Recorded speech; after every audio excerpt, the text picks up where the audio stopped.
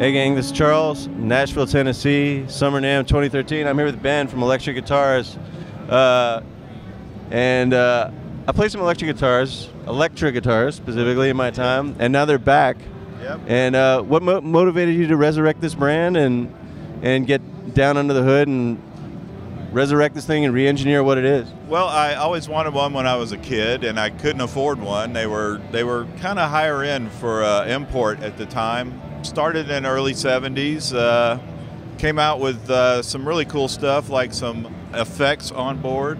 They had the MPC guitar where you could plug in effects, and you had 2 effects in each guitar, you know. It was a dead trademark.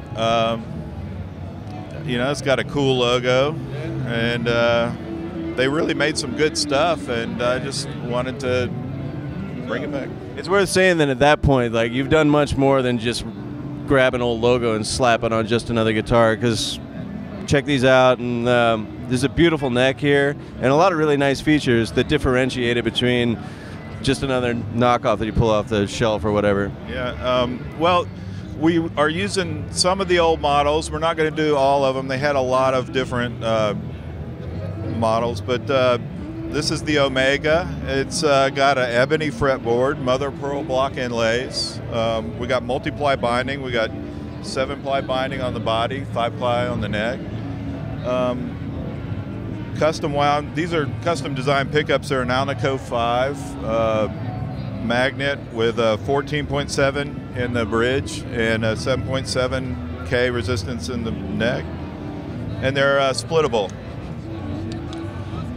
Neck is beautiful though. You got a nice chunky neck on there, and this cutaway here as well, this taper at the heel is very nice too. Yeah, we took the big chunky neck block off the guitar, so you got full access up here.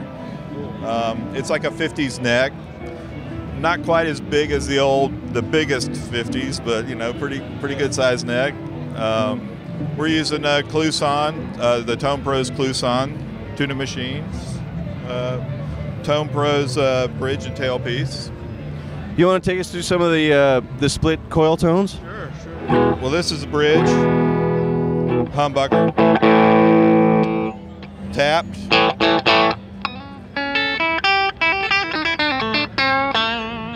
neck, and then split neck, and then we got both of them together.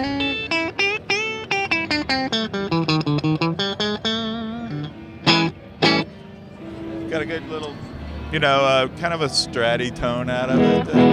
So what's all this going to cost on the street? Okay, list on this guy is $12.99 with a hard shell case, which is a pretty nice case. Yes, street on it's $9.99. And this color, this is called Cerusse. And what they do is they use a white grain filler for the wood, and then they sand it and then they stain it black. So it's a really unique finish. This is an ash top on this. It's mahogany neck and body. So. All right, beautiful. Now you got some basses too. We're gonna go take a look at that, right? Yeah. All right, so Nick's gonna tell us about the new Electra basses. What do you dig about these things? We did a lot of innovative design on the basses, but at the same time we try to keep them familiar. So this is actually a USA Custom Shop bass. I don't know if Ben mentioned it, but we're offering USA Custom Shop versions of all of our production models. This is a USA Custom Shop Electra Phoenix bass. We had to redesign the body because the original Electra Phoenix bodies were a little out of balance. So we spent a lot of time on that as far as the innovation is concerned. This is an alder body. The neck is bird's eye maple, purple heart, and wanky. It's got a ebony fingerboard and real mother of pearl block inlays. One of the things that Electra was really kind of known for was a lot of electronic innovation, and it's really no different now. What we've loaded this with is 2 EMG HZ series P pickups and a 5-way rotary switch. And the way that works is in position 1, it's these 2 pickups. In position 2, it's these 2 pickups. Position 3, it's all 4 coils. Position 4, it's these 2 pickups. And position 5, it's the bridge pickup. So and the cool thing about it is it turns out that the position 2 and position 4 are actually really usable sounds. So we're really pleased when that worked out. Again, this is a USA custom shop instrument. We're planning on doing a production instrument very much like this, but probably not with a multi-laminate neck. One of the other innovations that actually we're working on really hard is the neck joint. This is what we do is we really seat in the threaded inserts in the neck to the point where they won't pull out. And I can put an Allen wrench on these things and torque them down to the extent that we can almost get a neck through sound out of it. So it's a real solid neck joint.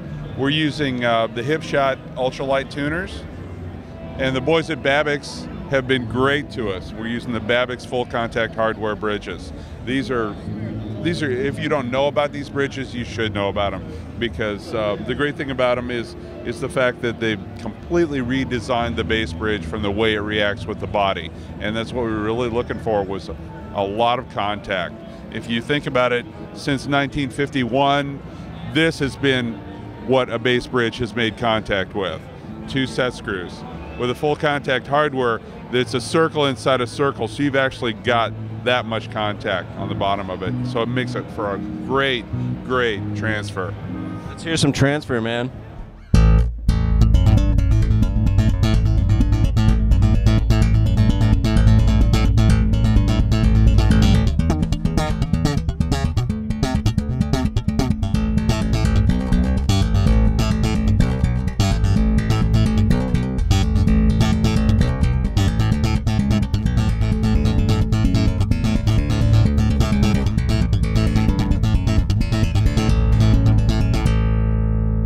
So you know what you're doing. You played a lot of basses and a lot of bass in your time. How does this compare, like, in terms of playability? What is the nature of the way this thing feels? It's really, really well, and again, because of the resonance and because of how stiff the neck is, it puts a lot of energy back into the string, and so it makes the bass feel really, really alive.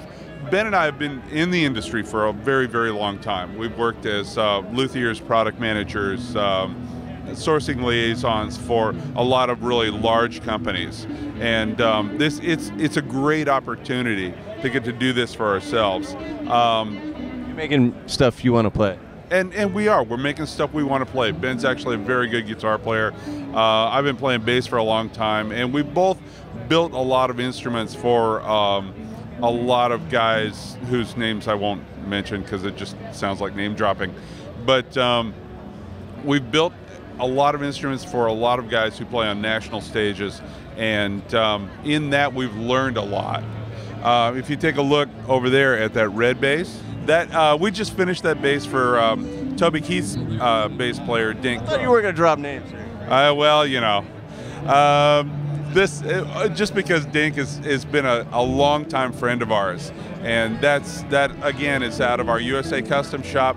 A couple of the interesting things about that bass is the fact that that Dink is a huge Alabama fan, so the A inlaid in the fingerboard proves that my partner Ben Chafin has nerves of steel, because he actually cut out and inlaid that A while Dink was standing over his shoulder one afternoon. The ghost of Bear Bryant. Oh, yes. And that actually is a little bit of a tribute also to where we're from. Electra is now based in Tampa, Florida, and the fingerboard on that bass is Florida rosewood. That's from a tree that was actually cut down on Davis Island about 2 years ago.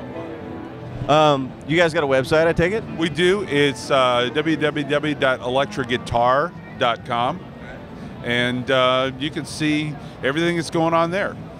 Thanks a lot, Mick. I appreciate it. Bye now. Thanks for hanging out with these, you guys.